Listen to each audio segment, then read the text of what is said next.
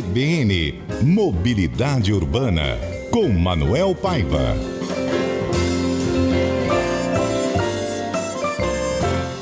Manuel Paiva, bom dia, boa terça-feira, como vai? Bom dia, meu amigo, como que você está? Tudo bem? Tudo bem por aqui. Bom dia, senhores ouvintes. É um prazer estar com você de novo. Vamos juntos, sempre muito bom conversar com você nas terças-feiras a respeito da mobilidade urbana, principalmente a nossa mobilidade urbana, né? Ou não, há quem diga que não há mobilidade urbana, que o trânsito é delicadíssimo aqui em Manaus. E, na verdade, a gente vai conversar sobre esse todo hoje, né, Manuel? Você traz pra gente, então, como é que funciona a legislação de mobilidade urbana aqui em Manaus. Perfeito, perfeito. Patrick, na realidade, toda vez que as pessoas questionam, né? Será que a qualidade da nossa mobilidade está numa terra sem lei? Será que não tem regulamentação? Será que os órgãos não fiscalizam, ninguém obedece o trânsito, ninguém obedece a regularidade do ônibus, ninguém obedece os serviços oferecidos à população para que ela possa se deslocar com segurança, com qualidade, com conforto? Será que não existem regras? E que regras são essas? Como é que nós discutimos isso? Isso é importante também nós abordarmos isso e interagirmos com a população, né? É importante, Patrick, colocar de que nós temos legislação demais e nós temos obediência de menos, né?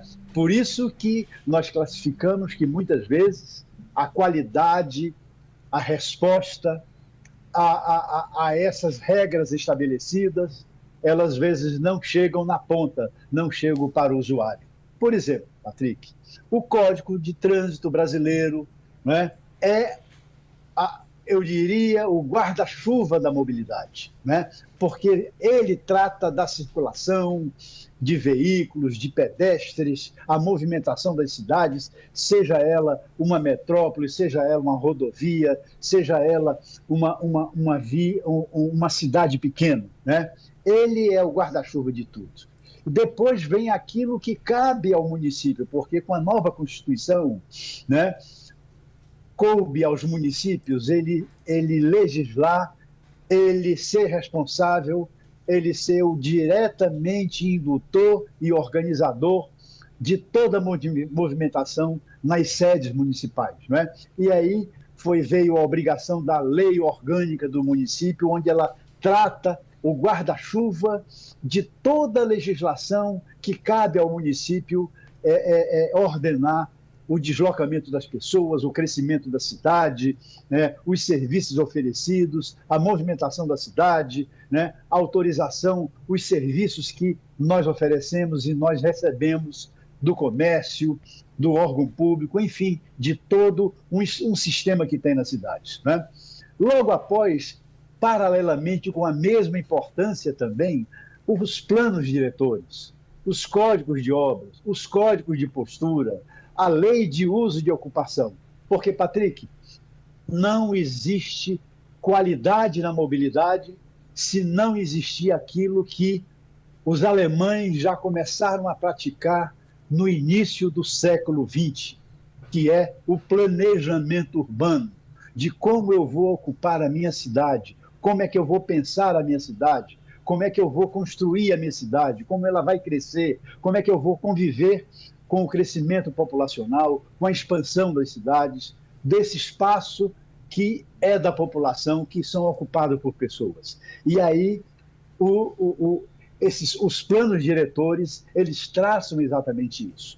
Aí veio uma legislação mais moderna, Patrick, veio o Plano Nacional de Mobilidade Urbana e, consequentemente, veio o Plano Municipal de Mobilidade Urbana para os municípios. Ou seja, aí sim, especificamente, nós tratamos das diretrizes macro, nós tratamos do conceito de que como nós vamos organizar a movimentação das pessoas, dos veículos, dos serviços, do pedestre, do ciclista, do motociclista, enfim, como é que nós vamos gerir tudo isso. E aí vem a regulamentação do transporte coletivo, aqui no caso tem uma regulamentação do transporte de fretamento do distrito industrial, já que esse serviço ele tem 2.000 veículos que trafegam diariamente, atendendo ao polo industrial de Manaus, e é um segmento importante para que as pessoas possam se deslocar das suas casas para o trabalho, do trabalho para as suas casas, com segurança, conforto e confiabilidade, né? E aí vem também a regulamentação dos táxis, o táxi do aeroporto, o táxi comum, o táxi especial, os aplicativos, o mototáxi, os serviços de entrega, né? Tudo isso são regidos por decretos, por normas, para que possamos ter ordenamento urbano, para que nós possamos ter disciplina. E aí vem aquilo que o plano de mobilidade urbana macro de qualquer cidade diz: olha, a prioridade ao pedestre é fundamental. Quando nós falamos nesse aspecto, nós estamos falando que o pedestre está no topo de prioridade. Em segundo plano, vem o tipo de transporte que seja sustentável, aquele que não agrida o meio ambiente, aquele que não use combustível fóssil, aquele que possa ser bom para a saúde, bom para a cidade, bom para as pessoas, que é o sistema cicloviário. É importante que se tenha isso para que nós possamos ter, Patrick, uma convivência saudável nessa engrenagem que regulamenta a mobilidade urbana das cidades e que Manaus, uma metrópole que hoje ela é regida não só pelos seus habitantes de Manaus, na capital, mas os 12 municípios que fazem a região metropolitana, que equivale a quase 90% da frota que circula no estado, a quase 70% da população que mora no estado se concentra na nossa região metropolitana. Olha só, Manuel, você falou no começo do seu comentário sobre a gente ter legislação de mais e obediência de menos, né, por parte de quem utiliza, faz parte da mobilidade urbana, né?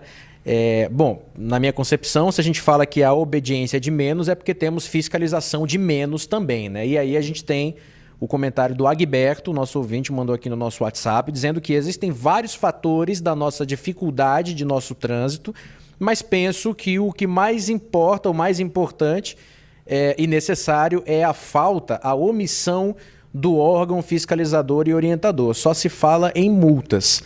É a opinião do Agberto. E aí eu queria saber se, na sua opinião, Manuel, se é simples assim, se é preto no branco assim, sabe?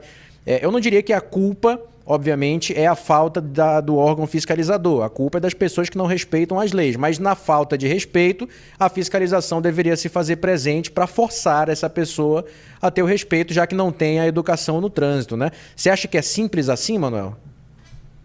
Patrick, deveria ser, né? O lógico deveria ser simples.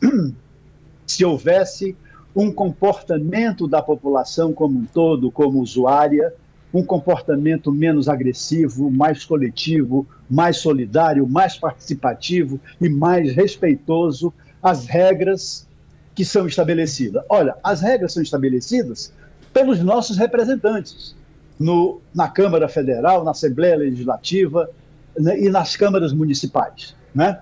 Essas pessoas nós votamos, nós colocamos lá.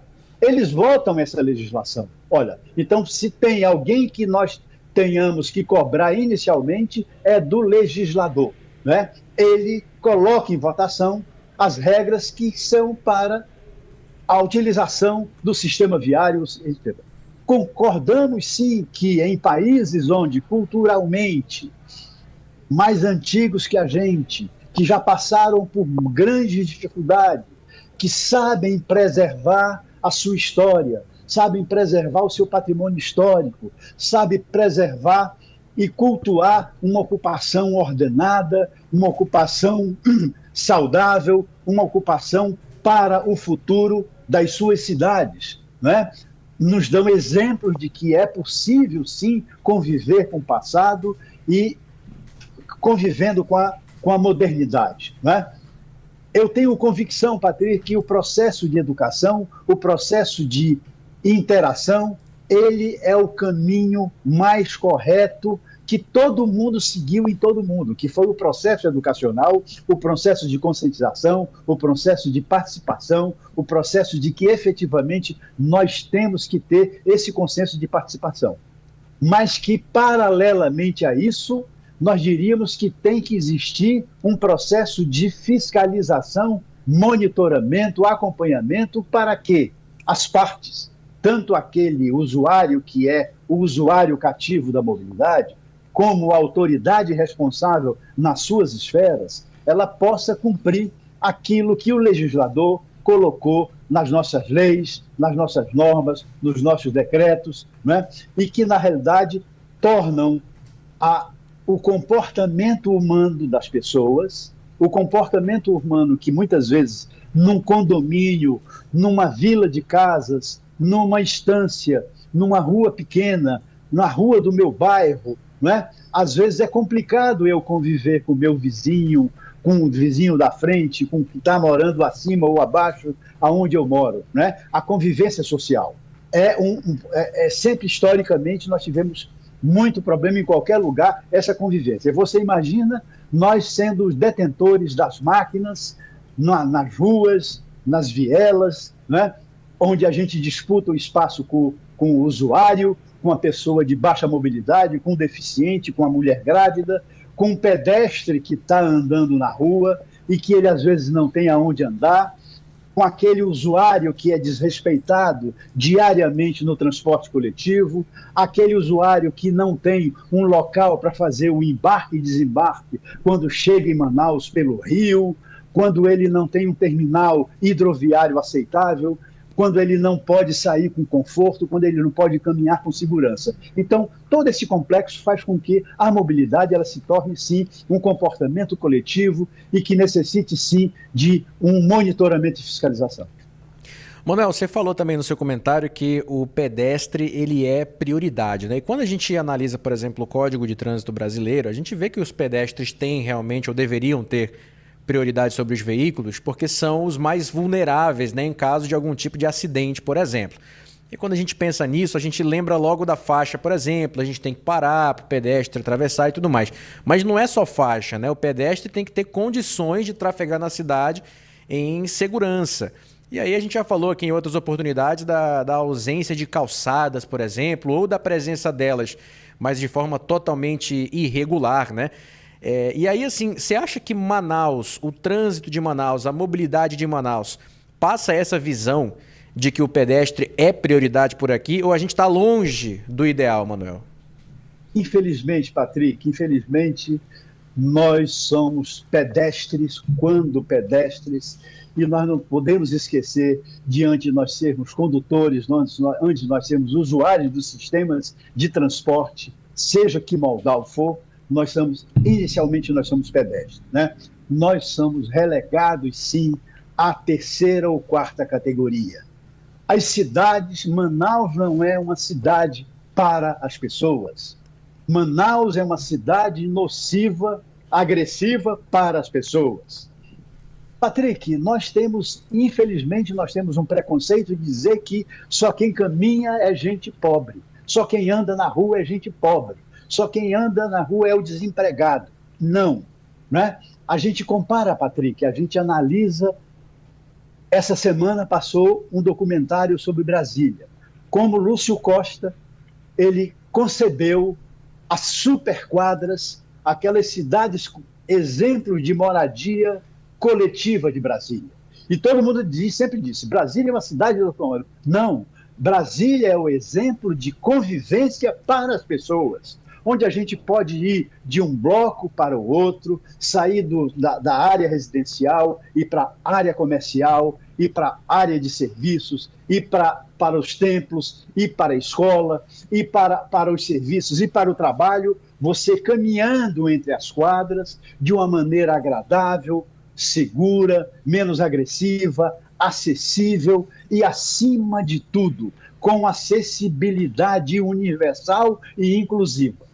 Patrick, eu diria o seguinte, um dos principais pontos, o grande símbolo que a gente tem é, se Manaus se uma cidade for amigável ao pedestre, ele será amigável ao deficiente, ao idoso, à mulher grávida, à criança, à pessoa com baixa mobilidade, o cadeirante, a pessoa com deficiência visual, a pessoa com deficiência auditiva. Ela será inclusiva e será amigável a todo mundo. Uma cidade acessível é bom para todo mundo. É uma cidade que todo mundo anda com segurança e, por fim, é que nós sabemos de que nós ainda estamos longe de ter essa cultura, obras que efetivamente possam nos tornar, né, levados a tentar caminhar. Muita gente diz, mas Manaus, o clima não dá para caminhar. 20% da população que mora em Manaus caminha diariamente circulando por essa cidade. 20% de mais de 2 milhões de pessoas, né? É muita gente caminhando. E só muita gente não caminha mais porque não tem onde caminhar. Ela não tem onde se deslocar. Ela não é receptiva. As ruas não são receptivas. Por isso que eu lhe digo, Manaus deixa muito a desejar para que nós possamos ser pedestre de natureza, pedestre por opção, pedestre por satisfação. Essa questão de atração é interessante, né? Porque é só a gente ver quando uma obra geralmente é bem feita, uma revitalização, por exemplo, ao entorno de algum igarapé, e aí você coloca calçadas ali atrativas, basta ver, assim que a obra termina, as pessoas vão caminhar ali. Ou seja, o que falta talvez são pontos mais atrativos, né? São locais com uma melhor estrutura para que as pessoas aproveitem, caminhem, não só em termos de lazer mesmo, né? Mas também de obrigação, né? Preciso ir numa mercearia, preciso ir em algum lugar fazer alguma coisa e vou a pé, porque o meu bairro me dá condições para fazer isso. Infelizmente, a gente não tem essas condições em todos, aliás, em muitos bairros daqui de Manaus, né? Mas é isso. Manuel Paiva, te agradeço, um abraço para você, excelente terça e até a próxima. Um bom dia, Patrick, um bom dia, senhores ouvintes e ouvintes. Até para a semana. Um grande abraço a todos. 9h21, intervalo.